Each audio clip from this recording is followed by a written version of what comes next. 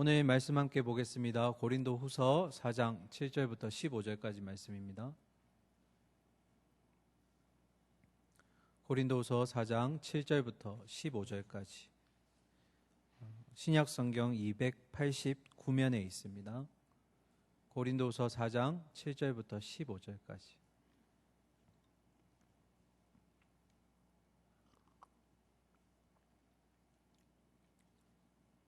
자, 오늘은 7절은 코람데오에서 8절은 진솔에서 이렇게 번갈아 가면서 한 절씩 읽고 마지막 15절은 다 같이 읽겠습니다. 자, 7절 우리 코람데오 같이 읽겠습니다. 시작.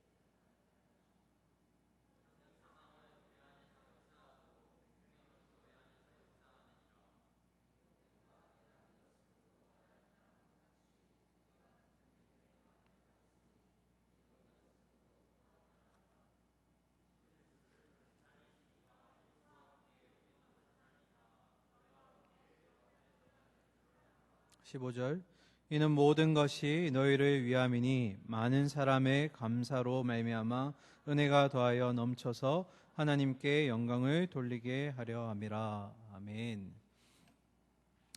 한 주 잘 보내셨습니까? 네, 금요일이었죠. 금요일에 이제 내송고등학교에서 우리 한 친구가 코로나 확진이 일어나면서 우리의 예배가 멈출 뻔했는데 다행히 다음 세대는 아쉽게도 현장 예배가 다 멈췄지만 우리 청년부 예배는 계속 진행을 하고자 합니다. 그래서 오늘은 코로나 때문에 순모임이 없습니다. 그래서 예배만 드리고 2부 순서 간단히 하고 가시면 되겠습니다. 어제 어떤 한 자매에게도 제가 이런 카톡을 보냈는데 우리의 일상이 회복될까, 그것보다는 변화된 일상을 우리가 받아들여야 되지 않을까라는 생각을 하게 됩니다. 지금은 또 코로나로 이렇게 하지만 나중에는 이것보다 더한 것들이 오지 않을까. 그러면 우리는 어떻게 대처해야 될까? 우리의 마음이 자꾸 상황들에 인해서 흔들리는데 그리스도인의 마음으로 어떻게 살아가야 될까? 참 많은 고민과 결단이 필요한 시기인 것 같습니다. 자, 오늘은 이제 고린도후서 처음 보는데 오늘이 마지막 날입니다. 네, 그래서 좀 아쉽기는 한데 어제도 우리 순장님들께 말씀드렸지만 저의 올해 한 해 목표는 여러분이 신약 성경을 한 번씩 쭉 그래도 훑어보시면서 이건 이렇게 이런 목적으로 쓰였구나 하고 어느 정도 이렇게 내용을 숙지하시면 다음에 이 말씀을 볼 때 조금 더 이해하기 쉬우실 거라 생각해서 좀 아쉽지만 내용 위주보다는 조금 줄거리 형식으로 많이 볼 겁니다. 그래서 오늘은 고린도후서 개요를 잠깐 설명드리고 4장의 말씀 함께 나누도록 하겠습니다. 자, 복습 한번 해볼까요? 밑에 보실 필요가 없어요. 지금은 복습하는 시간. 자, 고린도 교회에서 편지가 한 통 날라옵니다. 글로에라는 성도의 집에서 편지가 오는데 두 가지 소식으로 아픔이 있다고 얘기 드렸죠. 사도직에 대해서, 그리고 분파와 분쟁이 있었다. 이런 내용들로 전해지니 바울이 분쟁하지 않기 위해서는 어떤 마음을 가져야 하는가, 또 교회가 하나 되기 위해서 어떤 마음을 지녀야 할까, 은사란 무엇일까, 또 사랑이란 무엇일까에 대해서 구체적으로 쭉 고린도전서라는 서신을 작성해서 이 고린도 교회에 보내게 됩니다. 그런데 아쉽게도 고린도에서 에베소로 넘어온 디모데를 통해 소식을 들으니 이 편지에 고린도 교회 성도들이 전혀 반응이 없더라, 따라오지 않더라. 그래서 바울이 직접 고린도를 찾아갑니다. 그리고 다녀온 뒤에 고린도 교회 성도들에게 눈물로 다시 호소하는 편지를 보내게 됩니다. 이 내용이 고린도후서 2장 4절에 기록되어 있습니다. 그 후에 이제 그쪽에서 찾아온 디도를 통해서 고린도 교회 성도들이 이제는 바울의 편지에 대해서 반응을 보이더라. 긍정적인 자세를 취하더라. 그래서 감사하는 마음으로 쓴 세 번째 편지가 뭐라고요? 이제 오늘 보시는 고린도 후서가 되는 겁니다. 그래서 고린도 후서의 주요 내용을 세 가지만 적어 본다면, 첫 번째로 이 바울이 겸허하게 그의 내용들을 받아준 고린도 교회 성도들에게 감사하는 마음으로 이 편지를 썼다는 것. 그리고 두 번째는 그럼에도 불구하고 이 고린도시에 난무하는 거짓 교사들의 선동에 동료가 되는 고린도 교회 성도들에게 동료되지 말라고 질책하고 또 권면하는 내용들. 그리고 마지막, 고린도시에서 여전히 바울의 사도직에 관해서 태클을 걸고 시비를 거는 자들에게 나의 사도직은 예수님에 의해서 받은 것이다 하는 변호하는 내용. 요 세 가지가 이제 고린도후서의 주요 내용이라 볼 수 있습니다. 잘 기억해 두시고요. 자, 오늘은 질그릇이란 이 단어에 대해서 조금 우리가 깊이 살펴보려고 해요. 그래서 본문을 보면서 우리 무슨 내용인지 한번 들어가 보도록 하겠습니다. 자, 7절 우리 같이 읽고 말씀 속으로 한번 들어가 봅시다. 7절입니다.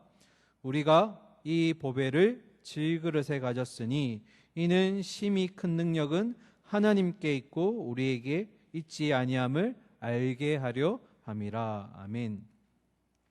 자, 어떤 비유를 가지고 여기서 이제 기록을 하고 있는데요.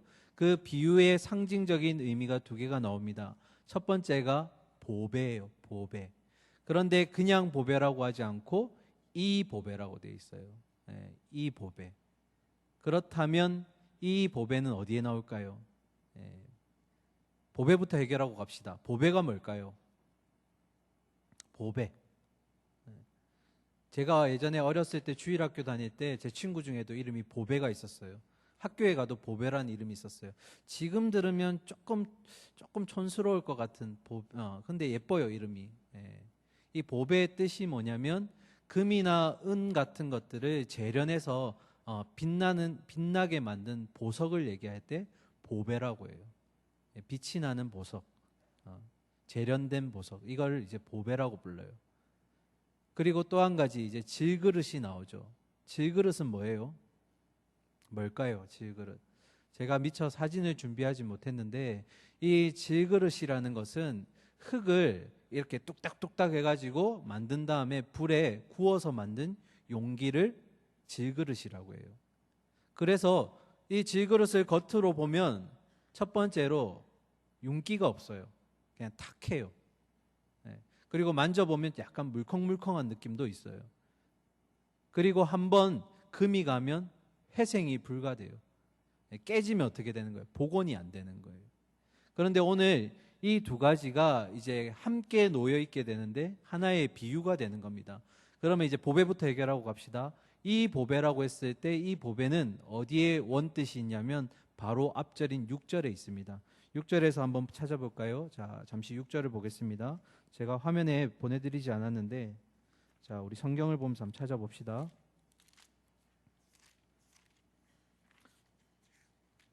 자, 고린도 후서 4장 6절 말씀.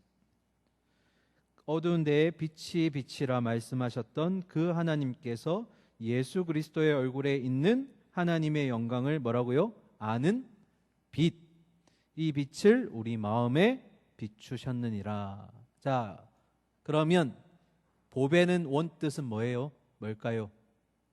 오늘도 굉장히 부드럽게 하려고 해요. 네, 화내지 않고. 네. 뭐예요? 무슨 뜻일까? 원뜻.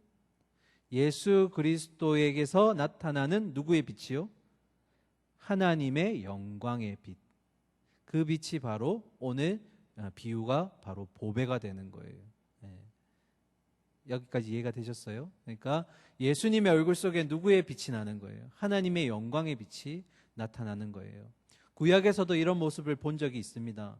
네. 하나님께 십계명을 받고 내려왔던 모세가 얼굴에 광채가 나서 사람들이 어떻게 해요? 볼 수 없으니까 수건으로 얼굴을 둘둘 말게 되죠.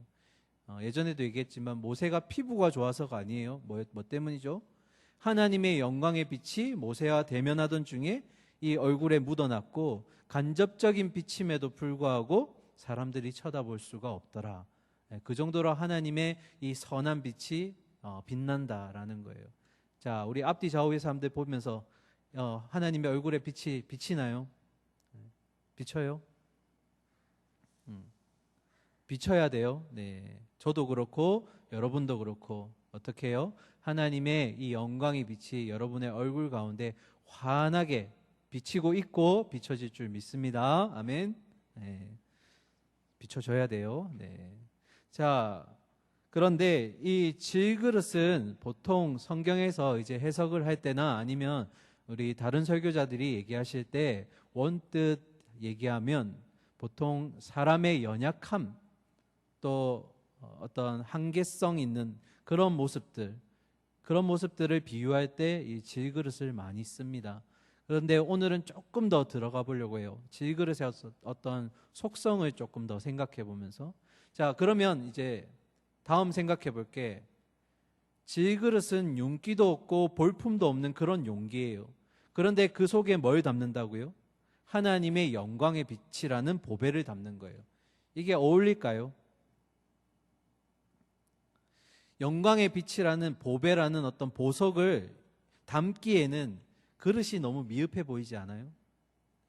예전에 제가 아주 어릴 때 이제 할머니 댁에 가면 할머니나 이제 아니면 할아버지 좀 나이 드신 분들이 이렇게 좀 귀중한 보석들을 어디다 담을까요? 그냥 아무 때나 그냥 부엌에 있는 그릇을 꺼내서 담는 게 아니라 보석함이라는 옛날에 이런 이름이 있었는데 아직 제가 기억이 안 나는데 이런 보석함이라는 곳에 탁 집어넣고 열쇠를 탁 잠그고 어딘가에 탁 숨겨두죠. 그런데 그 보석함도 보면 되게 아름다워요. 되게 빛깔나고 좀 예뻐 보여요. 그러니까 그릇이 맞는 그릇에 담겨져야 되는데 오늘 이 하나님의 영광의 빛은 지금 어디에 담겨 있다는 거예요? 볼품없는 질그릇에 담겨 있다는 거예요. 상식적으로는 맞지 않아요. 그러면 왜 하나님이 질그릇에다가 이 영광의 빛을 담아내셨을까? 의미가 뭘까? 이제 여기서 우리는 두 가지를 생각해 볼 거예요. 첫 번째는 뭐냐면 하나님이 질그릇과 같은 연약한 우리 가운데 하나님의 일을 맡기셨다라는 거예요. 그리고 우리의 얼굴에 빛이 나도록 만드시겠다라는 거예요. 이게 그러면 우리가 조금 더 연장해서 생각해 보면 질그릇과 같이 연약하고 부족한 우리인데 하나님이 우리를 통해서 복음을 세상 가운데 전하시겠다고 말씀하신 거거든요. 그것이 무슨 의미일까? 이 답은 결국 이 하나님의 어떤 큰 능력이 우리를 통해서 이루어지는 것이 우리 때문이 아니라 하나님 때문이라는 거예요. 자, 조금 더 깊이 설명해 볼게요. 좀 이해하기 쉽도록. 자, 예를 한번 들어봅시다. 구약 시대에 가면 사사 시대 때 기드온이라는 사람이 나옵니다. 이 기드온이 대적인 미디안과 전쟁을 치르려고 해요. 그때 하나님이 이제 기드온이 기도할 때 몇 명이나 데리고 가면 되겠습니까? 어떻게 하면 이 싸움에서 이길 수 있겠습니까? 하는 마음으로 준비를 할 때 어떻게 하세요? 처음에 3만 2천 명으로 시작했던 인원이 점점 하나님의 시험을 통해서 걸러 나가게 돼요. 그래서 최후에 남는 숫자가 몇 명이에요? 300명. 그죠? 그리고 300명이 뭐 했어요? 횃불을 들고 나아가서 그 전쟁에서 승리하게 됩니다. 그런데 잘 생각해 보세요. 그 300명을 가를 때 이 300명까지 줄어드는데 그리고 이 300명이 뽑힐 때 이들이 훈련이 잘 되어서 아니면 이들이 무공이 대단해서 능력이 출중해서 뽑혔을까요? 아니죠. 뭐 때문에 뽑혔어요? 물에 데리고 갔을 때 손으로 물을 탁 퍼서 핥아 먹는 자 300명만 걸은 거예요. 그렇죠? 네. 처음 듣는 얘기 아니죠? 네. 그냥 물가에 내 던지고 하나님이 물 마시게 해라 하고 나서 물을 떠서 먹는 300명을 뽑아서 전쟁에 데리고 나간 거예요. 그런데 이 전쟁에서 승리한 거예요. 이건 결국 무엇을 의미하냐면 이 전쟁의 승패는 누구에게 달려있다라는 거예요. 사람이 아니라 하나님에게 달려있다라는 거예요. 만약에 3만 2천 명을 그대로 데리고 나갔거나 잘 길러지고 훈련된 사람들을 데리고 나가서 전쟁을 해서 이겼다면 이들이 뭐라고 얘기할까요?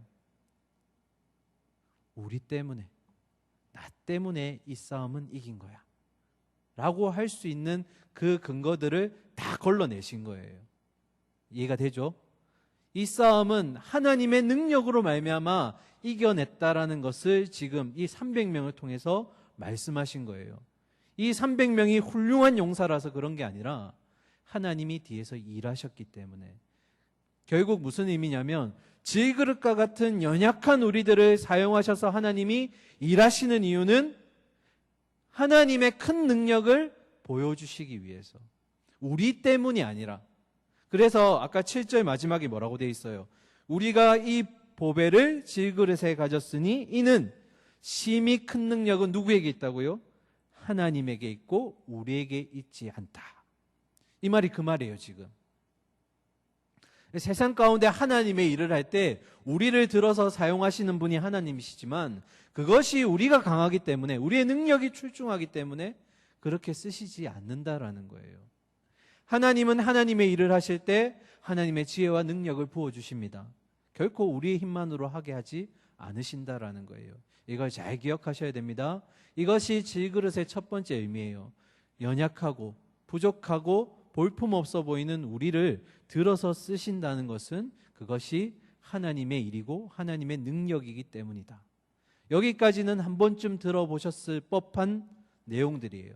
자, 이제 하나 더 질문해 봅시다. 두 번째, 앞에서도 언급했었는데 볼품없고 그리고 한번 딱 깨트리면 다 부서져 버리고 회생이 안 되는 질그릇인데 왜 거기다가 하나님의 영광의 빛을, 보배를 넣어두셨냐라는 거예요.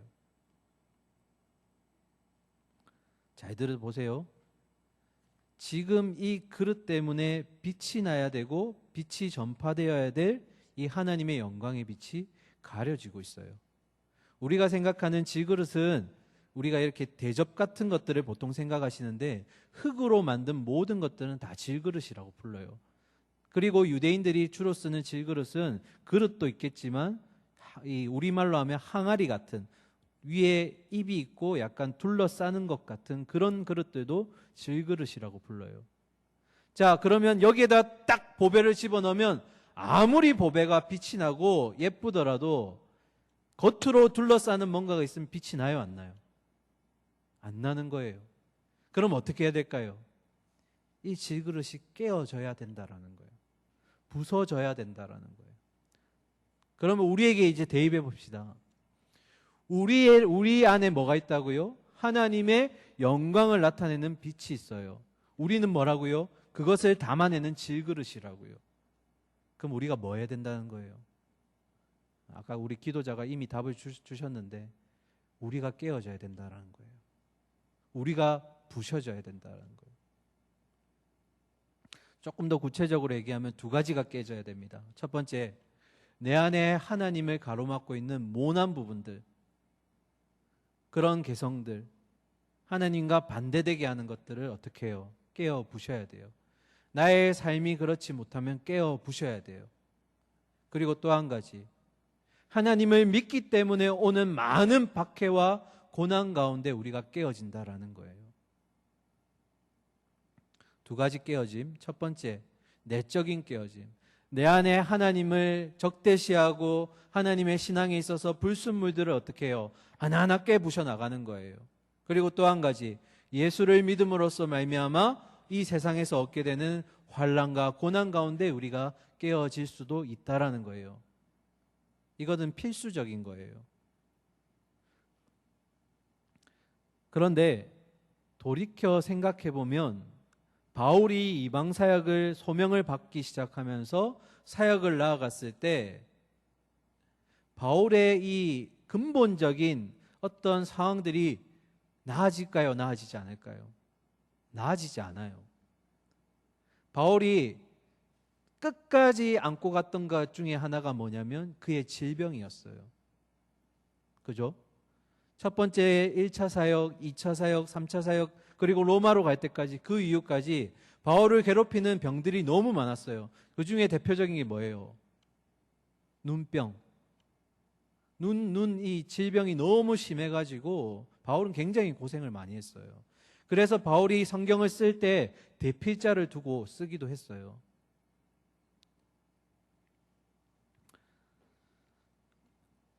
복음을 믿으면, 예수를 믿으면 삶이 윤택해질까요?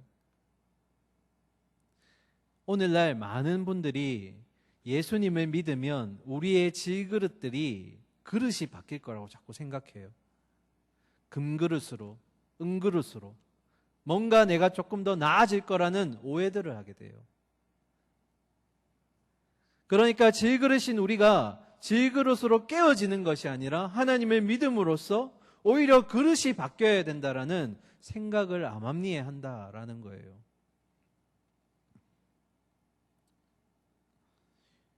바울의 그런 모습들을 볼까요?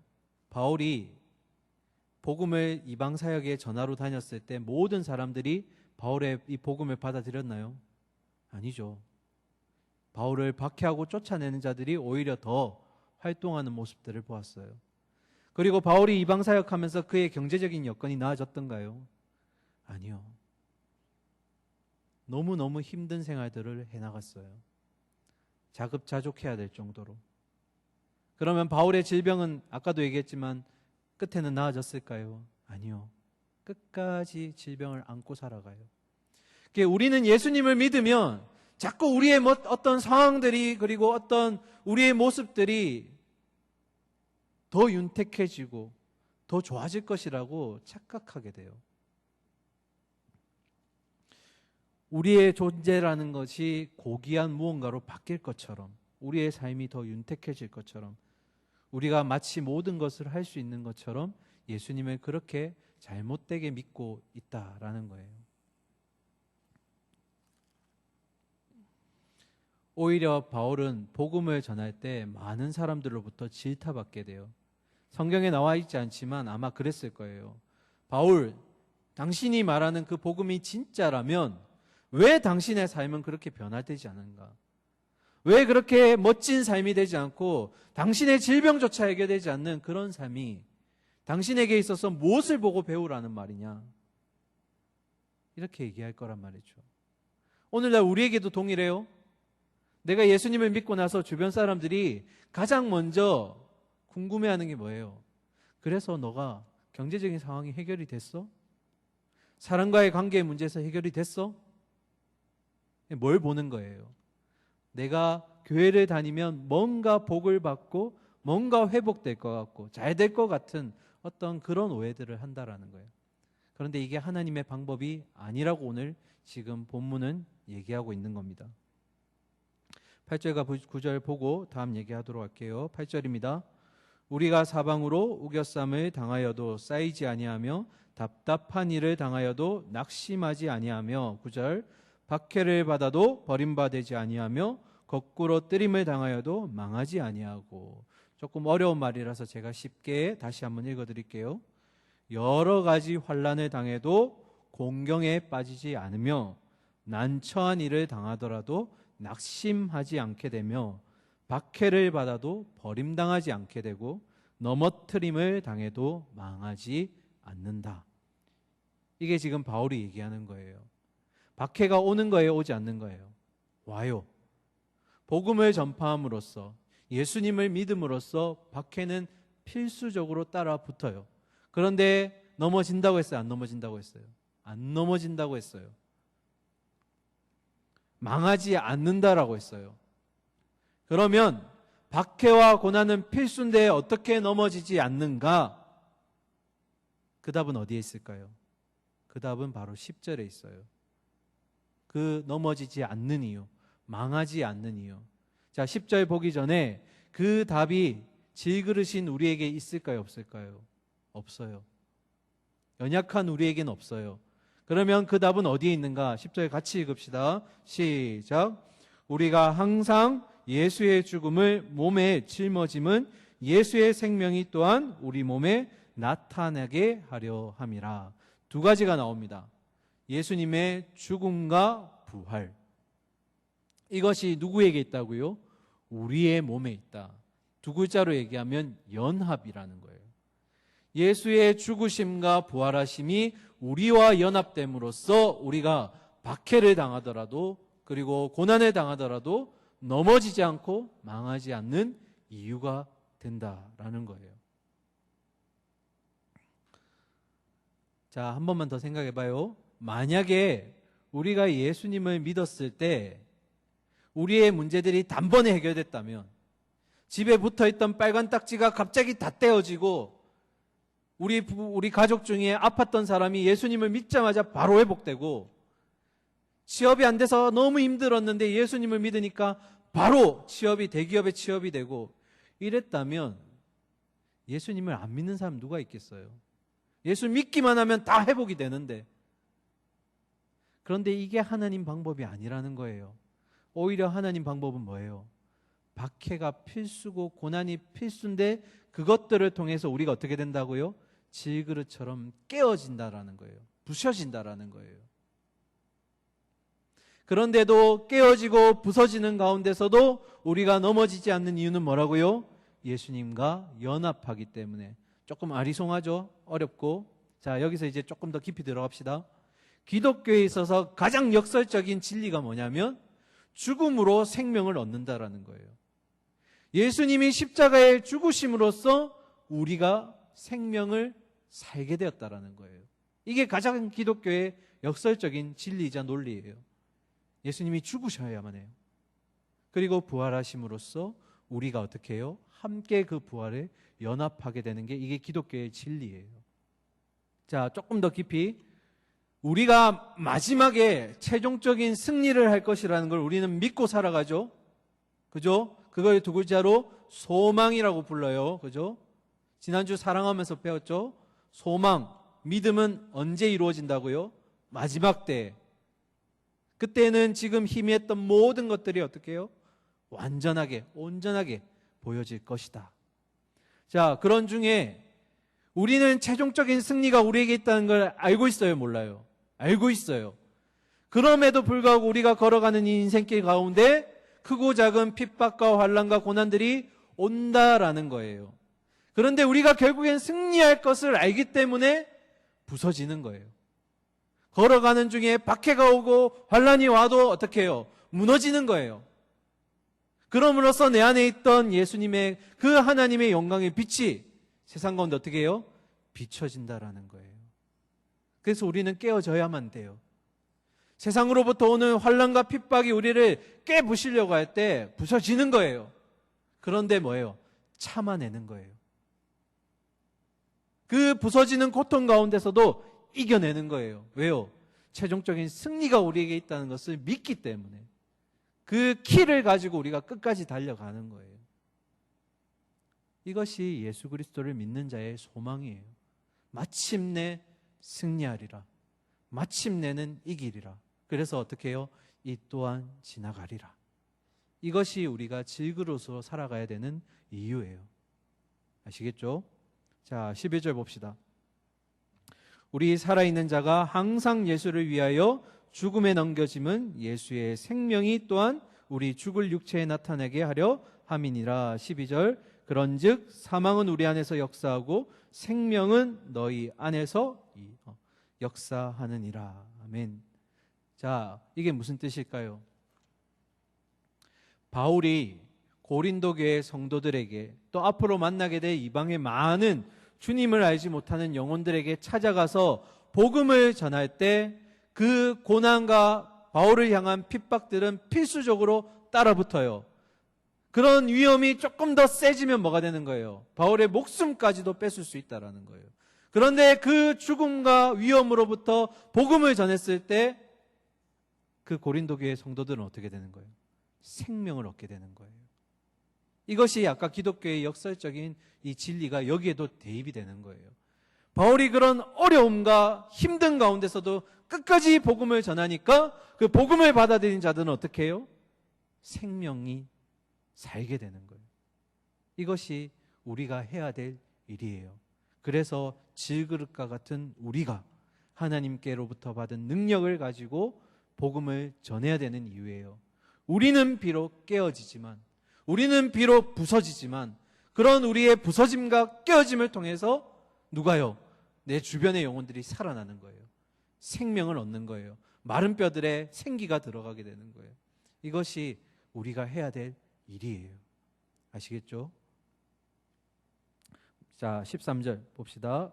기록한 바 내가 믿었으므로 말하였다 한 것 같이 우리가 같은 믿음의 마음을 가졌으니 우리도 믿었으므로 또한 말하노라. 자, 13절 보면 가장 첫 마디가 뭐예요? 기록한 바. 이 기록한 바라고 되어 있다면 이 글은 바울이 처음 얘기한 것이 아니라 누군가가 말한 것을 바울이 지금 가지고 들어온 거예요. 인용했다는 말이에요. 성경에 보면 성경책 중에 기록된 바 옆에 뭐 각주 표시가 있을 거예요. 한번 보세요. 뭐 좋은 책에는 있고 안 좋은 책은 없고 그런 거 아니에요. 있는 책도 있고 없는 책도 있는데, 자, 각주가 있으신 분들 뒤에 뭐라고 적혀 있어요? 저는 니은 적혀 있어요. 니은을 찾아가 보세요. 거기 뭐라고 적혀 있어요? 시편 116편.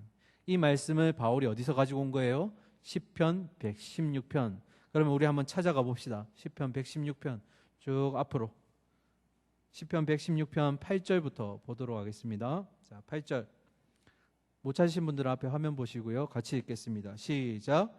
주께서 내 영혼을 사망에서 내 눈을 눈물에서 내 발을 넘어짐에서 건지셨나이다. 자, 8절 먼저 8절만 봅시다. 이 시인에게 이런 어려운 상황이 있었어요. 내 영혼이 어디에 있었다고요? 사망 가운데. 그리고 내 눈이 어디에 있었다고? 계속 눈물이 있었고, 그리고 내 발이 넘어져 있었던 그런 어려운 상황 가운데 있었는데 지금은 어떻다는 거예요? 회복이 되었다라는 거예요. 지금 이제 현재를 얘기하는 겁니다. 8절은 현재를 얘기하는 거예요. 그래서 9절, 내가 생명이 있는 땅에서 여호와 앞에 행하리로다. 원래 과거에는 죽음의 땅 가운데, 절망 가운데 있는 땅에 그가 서 있었는데 지금은 회복이 되어서 어디에 있다고요? 생명의 땅이 있다라는 거예요. 자, 그런데 아이러니하게 10절부터 좀 헷갈려요. 10절 봅시다. 내가 크게 고통을 당하였다고 말할 때에도 나는 믿었도다. 내가 고통 중에 있을 때도 나는 하나님이 나를 회복시키실 거라고 믿기는 믿었어요. 그런데 11절이 이상해요. 내가 놀라서 이르기를 모든 사람이 뭐라고요? 거짓말쟁이라 하였도다. 내용이 좀 안 맞죠, 갑자기? 이게 무슨 의미냐면, 현재는 내가 회복이 되었는데 과거에 처음에 내가 어려움 가운데 있을 때 주변 사람들이 뭐라고 했을까요? 너 회복될 거야. 너 이 고난도 지나갈 거야. 잘 될 거야. 이런 말들이 그에게는 뭐같이 느껴졌다고요? 거짓말로 느껴졌다고요. 사람들이 용기를 북돋아주고 격려해줌에도 불구하고 이 말이 그에게는 아무 소망이 없고 그냥 거짓말로만 느껴졌다라는 거예요. 그런데 12절, 내게 주신 모든 은혜를 내가 여호와께 무엇으로 보답할까?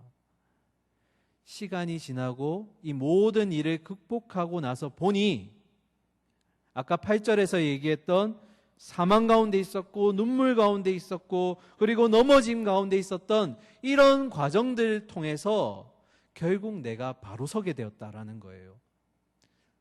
그럼 무슨 의미일까? 질그릇과 같이 깨어지는 과정이 이 시인 가운데 있었다라는 거예요. 그런데 그때는 몰랐어요. 이 과정이 도대체 나한테 왜 필요한지. 나는 너무 힘들고 어렵고 주변 사람들은 희망이 있다라고 얘기하는데 나는 그 사람들의 말이 거짓말같이 느껴졌는데 지나고 나서 보니 나에게 필요했던 고난이었고 나에게는 필요했던 그런 눈물이었고 넘어짐이었다라는 거예요. 이 과정이 뭐예요? 질그릇처럼 내가 깎이고 부서지고 이런 과정이 있었기 때문에 마지막에 보니까 이것이 하나님의 은혜였다라는 거예요. 이게 시인의 고백이에요. 그래서 결국 무슨 얘기를 하냐면 지금 와서 돌이켜보니까 이것이 내 과정 가운데 필요했다. 부서짐의 과정이 나에게는 필수적이었다. 이 또한 하나님의 은혜다. 이것이 시인의 고백이고 이 문구를 가지고 들어온 바울이 뭐라고요? 이 말을 내가 믿었다. 나에게도 그런 과정이 있었고 지금 내가 바라보니 나도 그런 과정 가운데 있고 그런 은혜를 지금 경험하고 있다라는 거예요. 해석이 되나요? 네, 정리가 되세요? 그러니까 우리 청년 여러분에게 꼭 하고 싶었던 말은 바로 이거예요. 우리에게도 깨어짐과 부서짐의 과정이 필수적으로 따라붙는데 이것이 지금은 어렵고 힘들고 고난 가운데 있다고 하지만 우리에게 필요한 과정이라는 거예요. 이 깨어짐을 통해서 우리가 어떻게 되는 거예요? 단련받는 거예요. 이 부서짐을 통해서 우리는 결국엔 주변에 하나님의 영광의 빛을 비추게 될 수 있는 존재가 된다라는 거예요. 아시겠죠? 자, 14절 가겠습니다. 14절. 주 예수를 다시 살리시니가 예수와 함께 우리도 다시 살리사 너희와 함께 그 앞에 서게 하실 줄을 안다. 아노라. 아멘. 14절 앞에부터 봅시다. 주 예수를 다시 살리신 이는 누구예요? 아버지 하나님, 그죠? 아버지 하나님이 다시 예수님을 살리셨는데, 다시 일으켜 세우셨는데, 그렇게 하셨듯이 우리도 어떻게 하신다고요? 다시 살리사. 이건 무슨 의미예요? 마지막 때를 얘기하는 거예요. 아까 최종적인 승리는 누구에게 있다고요? 그리스도인 우리에게 있다고요. 그 키를 우리가 가지고 있어요. 마지막 때에 하나님이 예수님을 그렇게 일으켜 세우셨듯이 우리도 어떻게 한다는 거예요? 일으켜 세우시겠다라는 거예요. 부활시키시겠다는 거예요. 그리고 너희와 함께 그 앞에 서게 하실 거다. 마지막 우리의 소망이 뭐예요?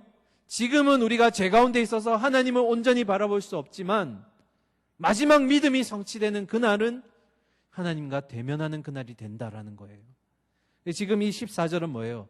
앞으로 마지막이 되는 그날을 얘기하는 거예요. 그래서 마지막 그날에 우리가 함께 서게 될 것이고 믿음과 소망이 이루어지고 승리를 쟁취하게 될 것인데 그때까지는 우리가 부서짐과 연단의 과정이 계속 나타날 것이라는 거예요. 마지막 15절 같이 읽읍시다. 시작. 이는 모든 것이 너희를 위함이니 많은 사람의 감사로 말미암아 은혜가 더하여 넘쳐서 하나님께 영광을 돌리게 하려 함이라. 아멘. 자, 모든 것에는 알고 믿고 행하는 것, 모든 것이 다 포함되어 있어요. 모든 것이 누구를 위함이라고요? 너희 고린도 교회 성도를 위한다.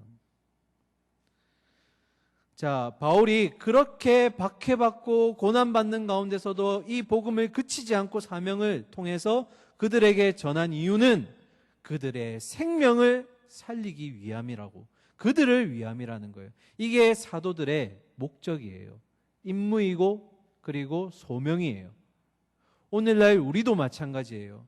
고난과 핍박과 어려운 가운데서도 복음을 전하는 것, 복음의 빚진 자로서 그 빚을 갚아야 되는 이유는 결국 우리 주변에 있는 영혼들, 그 영혼들의 회복을 위한 거예요. 생명을 우리가 전달하는 통로가 되는 겁니다. 그리고 마지막, 그 은혜가 더하여 넘쳐서 뭐라고요? 하나님께 영광을 돌리게 하려 함이라. 자, 하나님께 영광을 돌리는 것은 누구의 목적이에요? 이 땅에 태어난 모든 피조물의 목적이에요. 기억나나요? 대요리 문답, 소요리 문답 1번 질문이 뭐예요? 사람의 가장 첫 번째 된 본분이 뭡니까? 목적이 뭡니까? 했을 때 답이 뭐예요? 하나님께 영광을 돌리기 위함이다. 그게 결국엔 뭐예요? 하나님께 처음으로 만들어질 때 그 목적대로 살아가는 게 우리의 질그릇의 인생 가운데 마지막 최종 목표라는 거예요. 자, 말씀을 정리합시다. 질그릇이라는 의미 가운데는 첫 번째 연약함, 그리고 한계성을 지닌 그런 어떤 인간의 모습을 담고 있어요. 그런데 그럼에도 하나님이 그 그릇들을 사용하시는 것은 그 능력이 우리에게 있지 않고 하나님에게 있다는 것을 보여주시기 위해, 그게 첫 번째 질그릇의 의미고요. 두 번째는 뭐예요? 우리가 질그릇인 우리가 하나님의 영광의 빛을 발산하기 위해서는 우리가 깨어져야 한다, 부서져야 한다.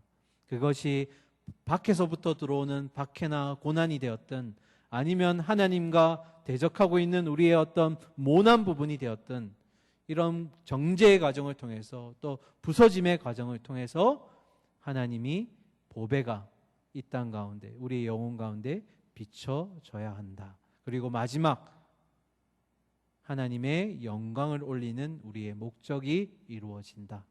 오늘 질그릇에 대해서 살펴보았습니다. 세상 가운데 나를 드러내는 것이 우리 그리스도인의 목적이 아닙니다. 아시겠죠? 세상 가운데 누구를 드러내는 게 중요한 거예요? 하나님의 영광의 빛. 아시겠죠?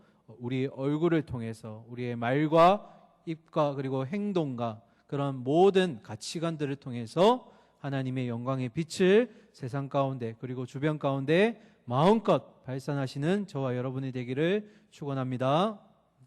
우리 함께 결단하고 찬양하면서 기도하고 나아가겠습니다. 찬양팀 나오시고요.